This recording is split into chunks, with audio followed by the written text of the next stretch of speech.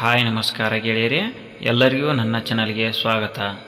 ಇವತ್ತಿನ ಈ ವಿಡಿಯೋದಲ್ಲಿ ನಮ್ಮ ಭಾರತ ದೇಶದಲ್ಲಿ ಇರುವ 12 ಮಹಾನ್ ಜ್ಯೋತಿರ್ಲಿಂಗಗಳ ಪೈಕಿ 11ನೇ ಜ್ಯೋತಿರ್ಲಿಂಗ ಆದಂತಹ ಮತ್ತು ಹಿಮಾಲಯದ ಶಿಖರಗಳಲ್ಲಿ ನೆಲೆಸಿರುವ ಜ್ಯೋತಿರ್ಲಿಂಗವಾದಂತಹ ಕೇದಾರನಾಥ್ ಜ್ಯೋತಿರ್ಲಿಂಗದ ಬಗ್ಗೆ ಈ ವಿಡಿಯೋದಲ್ಲಿ ವಿವರವಾಗಿ ನೋಡೋಣ ಬನ್ನಿ. ಇನ್ನೂ ಯಾರು ನಮ್ಮ ಚಾನಲನ್ನು ಸಬ್ಸ್ಕ್ರೈಬ್ ಮಾಡಿಲ್ಲವೋ ಸಬ್ಸ್ಕ್ರೈಬ್ ಮಾಡೋದನ್ನು ಮರೆಯದಿರಿ ಹಾಗೂ ಬೆಲ್ ಐಕಾನನ್ನು ಒತ್ತಿ. ಜ್ಯೋತಿರ್ಲಿಂಗಗಳು ಶಿವನ ಅತ್ಯಂತ ಪವಿತ್ರ ದೇವಾಲಯಗಳಾಗಿವೆ ಮತ್ತು ಅವುಗಳಲ್ಲಿ ಕೇದಾರನಾಥ್ ಜ್ಯೋತಿರ್ಲಿಂಗವು ವಿಶೇಷ ಮಹತ್ವವನ್ನು ಹೊಂದಿದೆ. ಹಿಮಾಲಯದ ಬೆಟ್ಟಗಳಲ್ಲಿ ನೆಲೆಗೊಂಡಿದೆ ಮತ್ತು ಇಲ್ಲಿ ತಲುಪಲು ಕಷ್ಟಕರವಾದ ದೇವಾಲಯವು ಅನೇಕ ಪೌರಾಣಿಕ ದಂತಕಥೆಗಳು ಮತ್ತು ಆಧುನಿಕ ಕಥೆಗಳ ಭಾಗವಾಗಿದೆ. ಈ ಗಮನಾರ್ಹ ಜ್ಯೋತಿರ್ಲಿಂಗ ಮತ್ತು ದೇವಾಲಯದ ಬಗ್ಗೆ ಇನ್ನಷ್ಟು ತಿಳಿದುಕೊಳ್ಳೋಣ ಬನ್ನಿ. ಕೇದಾರನಾಥ್ ಜ್ಯೋತಿರ್ಲಿಂಗವು ಶಿವನ 12 ಪವಿತ್ರ ಜ್ಯೋತಿರ್ಲಿಂಗಗಳಲ್ಲಿ 11ನೇಯದು. ಈ ಜ್ಯೋತಿರ್ಲಿಂಗದ ದೇವಾಲಯವಾದ ಶ್ರೀ ಕೇದಾರನಾಥ್ ದೇವಾಲಯವು ಉತ್ತರಾಖಂಡದಲ್ಲಿದೆ ಮತ್ತು ಇದು ಭಾರತದ ಅತ್ಯಂತ ದೂರದ ಯಾತ್ರಾ ಸ್ಥಳಗಳಲ್ಲಿ ಒಂದಾಗಿದೆ. ಹಿಮಾಲಯ ಪರ್ವತಗಳಿಂದ ಸುತ್ತುವರಿದಿರುವ ಕೇದಾರನಾಥ್ ದೇವಾಲಯವು ಮಂದಾಕಿನಿ ನದಿಯ ಉಗಮಕ್ಕೆ ಹತ್ತಿರದಲ್ಲಿದೆ.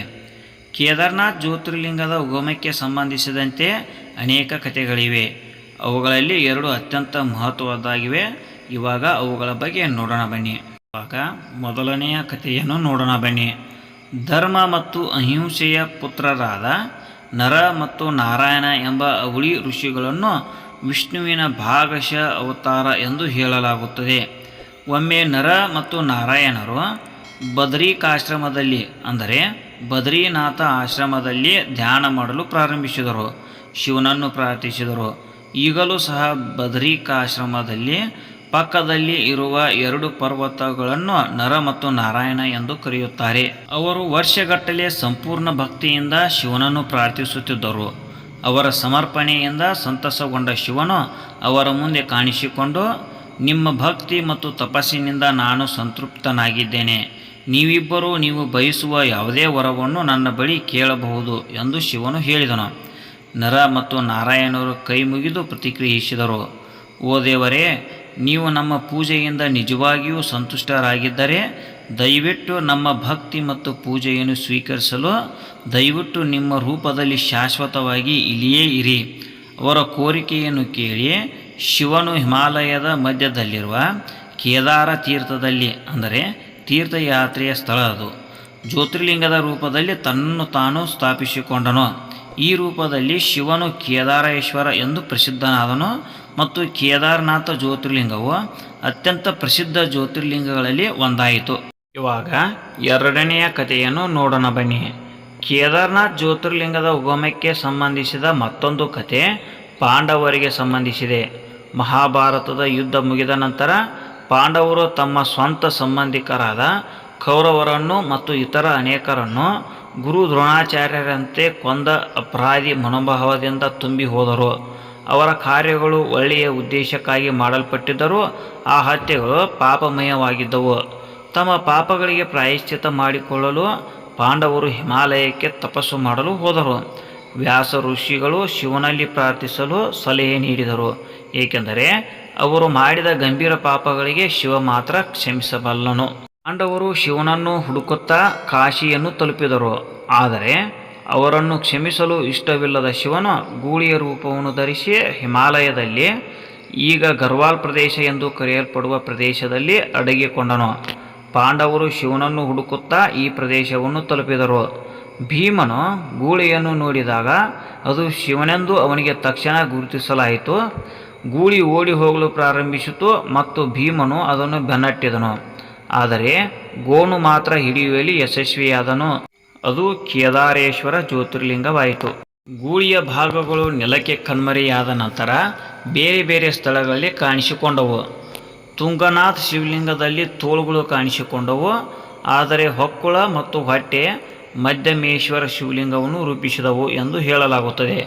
ಗೂಳಿಯ ಮುಖವು ರುದ್ರನಾಥ್ ಶಿವಲಿಂಗದ ರೂಪವನ್ನು ಪಡೆದುಕೊಂಡಿತು ಮತ್ತು ಕೂದಲು ಕಲ್ಮೇಶ್ವರ ಶಿವಲಿಂಗದಲ್ಲಿ ಕಂಡುಬರುತ್ತದೆ. ಈ 5 ಶಿವ ದೇವಾಲಯಗಳನ್ನು ಪಂಚಕೇದಾರ ದೇವಾಲಯಗಳು ಎಂದು ಕರೆಯಲಾಗುತ್ತದೆ. ಪಾಂಡವರು ಈ 5 ದೇವಾಲಯಗಳಲ್ಲಿ ಶಿವನನ್ನು ಪ್ರಾರ್ಥಿಸಿದರು. ಅದು ಅಂತಿಮವಾಗಿ ಅವನನ್ನು ಸಮಾಧಾನಪಡಿಸಿತು. ಎರಡೂ ಕಥೆಗಳು ಹಿಂದೂಗಳಿಗೆ ಇನ್ನೂ ಮುಖ್ಯವಾಗಿವೆ. ಸಮುದ್ರ ಮಟ್ಟದಿಂದ 3583 ಮೀಟರ್ ಎತ್ತರದಲ್ಲಿರುವ ಕೇದಾರ್ನಾಥ್ ದೇವಾಲಯವು ತಲುಪಲು ಅತ್ಯಂತ ಕಷ್ಟಕರವಾದ ತೀರ್ಥಯಾತ್ರೆಗಳಲ್ಲಿ ಒಂದಾಗಿದೆ. ಪರ್ವತಗಳು ಹಿಮದಿಂದ ಆವೃತವಾಗಿರುವ ಕಠಿಣ ಹಿಮಾಲಯ ಚಳಿಗಾಲದ ಕಾರಣದಿಂದಾಗಿ ಏಪ್ರಿಲ್ ಮತ್ತು ನವೆಂಬರ್ ತಿಂಗಳುಗಳು ಬೆಚ್ಚಗಿನ ತಿಂಗಳುಗಳ ನಡುವೆ ಮಾತ್ರ ಈ ದೇವಾಲಯವು ಸಾರ್ವಜನಿಕರಿಗೆ ತೆರೆದಿರುತ್ತದೆ.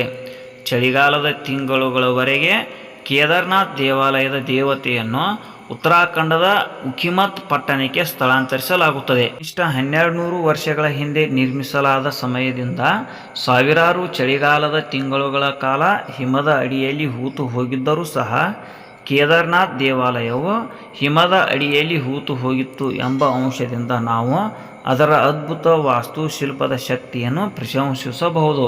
ಇತ್ತೀಚಿನ ದಿನಗಳಲ್ಲಿ 2013ರ ಹಠಾತ್ ಪ್ರವಾಹದ ಸಮಯದಲ್ಲಿ ದೇವಾಲಯವು ಗಂಭೀರವಾಗಿ ಪರಿಣಾಮ ಬೀರಿತು.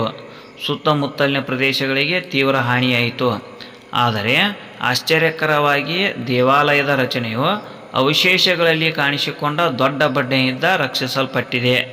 ನಂತರ ತನಿಖಾ ತಂಡಗಳು ನಡೆಸಿದ ಪರಿಶೀಲನೆ ಮತ್ತು ವಿಶ್ಲೇಷಣೆಯು ದೇವಾಲಯದ ರಚನೆಯು ಹಾನಿಗೊಳಗಾಗಿಲ್ಲ ಎಂದು ತೋರಿಸಿದೆ. ಆದರೂ ಸುತ್ತಮುತ್ತಲಿನ ಪ್ರದೇಶಗಳ ಶುಚಿಗೊಳಿಸುವಿಕೆ, ದುರಸ್ತಿ ಮತ್ತು ಪುನರ್ನಿರ್ಮಾಣ ಅಗತ್ಯವಿತ್ತು. ಪ್ರಾಚೀನ ಕೇದಾರ್ನಾಥ್ ದೇವಾಲಯದ ದೃಢತೆಯನ್ನು ಭಕ್ತರು ಶಿವನ ಕೃಪೆ ಎಂದು ಪರಿಗಣಿಸುತ್ತಾರೆ. ನಿಮಗೆ ಈ ವಿಡಿಯೋ ಇಷ್ಟವಾಗಿದ್ದರೆ ಲೈಕ್ ಮಾಡಿ ಹಾಗೂ ಇತರರಿಗೂ ಶೇರ್ ಮಾಡಿ. ಹಾಗೂ ಇನ್ನೂ ಇಂತಹ ಉಪಯುಕ್ತ ವಿಡಿಯೋಗಳಿಗಾಗಿ ನಮ್ಮ ಚಾನಲನ್ನು ಸಬ್ಸ್ಕ್ರೈಬ್ ಮಾಡಿ ಹಾಗೂ ಬೆಲ್ ಐಕಾನನ್ನು ಒತ್ತಿ.